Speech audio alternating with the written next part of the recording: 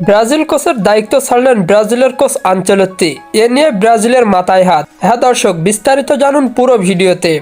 বিশ্ব ফুটবলে নিজেদের হারানো ঐতিহ্য পুনরুদ্ধারে মরিয়া ব্রাজিল ফুটবল ফেডারেশন 2024 সালের শেষ দিকে এসে এক চমক দেখায়। রিয়াল মাদ্রিদের সফল কোচ কার্লো আনচেলত্তিকে জাতীয় দলের দায়িত্বে আনার সিদ্ধান্ত নেয় তারা। লক্ষ্য ছিল 2026 বিশ্বকাপ। ব্রাজিলের এই সাহসী পদক্ষেপ বিশ্বজুড়ে আলোচনার জন্ম দেয়। আনচেলত্তি আসার পর তার পাশে সহকারী কোচ হিসাবে যোগ দেন তার নিজের ছেলে ডেভিড আনচেলত্তি। রিয়াল মাদ্রিদে একসঙ্গে কাজ করার সফল অভিজ্ঞতা ছিল তাদের। সেই ধারাবাহিকতায় বজায় রাখতে ব্রাজিলের একসঙ্গে মাঠে নেমেছিল বাবা এবং ছেলে। তবে সেই সম্পর্ক আর টিকল না।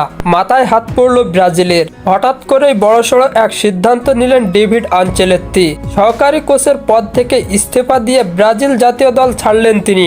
সূত্র বলছে ব্রাজিল ছেড়ে এবার ক্লাব ফুটবলে ফিরে যাচ্ছেন তিনি। ব্রাজিলিয়ান ক্লাব বোটাফগোতে তার প্রধান হেড কোচ হিসাবে নিয়োগ দিচ্ছে। ডেভিডের এই সিদ্ধান্তে কিছুটা হতাশ হয়েছেন বাবা আনচেলত্তি। একসাথে কাজ করার সুযোগ কমে যাচ্ছে তাদের জন্য। যদিও তিনি পেশাদারভাবে ডেভিডের সিদ্ধান্তকে সম্মান জানাচ্ছেন।